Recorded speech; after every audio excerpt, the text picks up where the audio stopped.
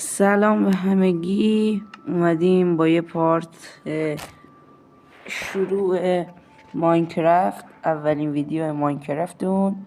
بریم شروع کنیم.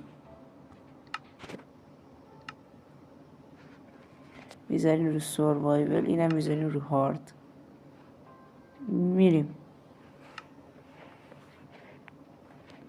ببینیم.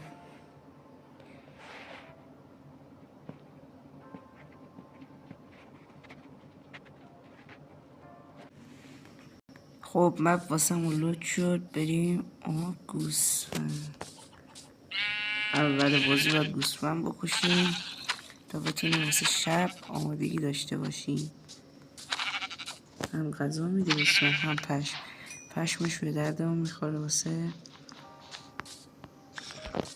خب بریم یکم چوب بکنیم.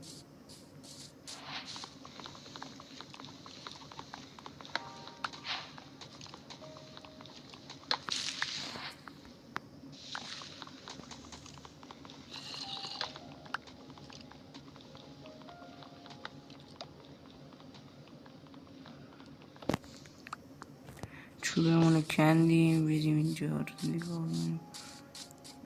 یه گوسفند دیگه.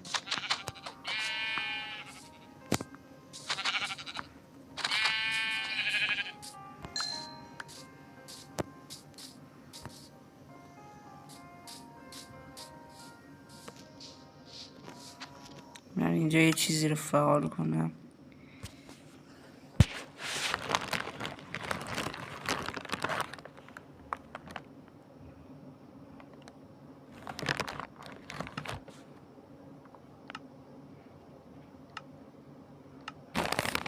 اگه این گزینه‌ها رو فعال کنید میبینید که مختصات ما و تعداد روزهایی که تو مپمون بازی میکنیم نشون داده میشه. خب بریم اینجا. یه گوسفند دیگه.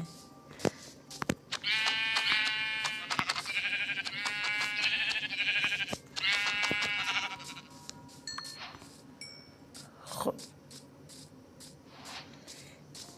اینجا دریا چی هست؟ خب بریم این بالا. اینجا یک کرافتینگ تیبل و اینا درست کنیم. بریم اینجا یه دونه کرافتینگ تیبل. چوب نیازمونه. یک کرافتینگ تیبل میسازیم. اینجا میذاریم. خب بعد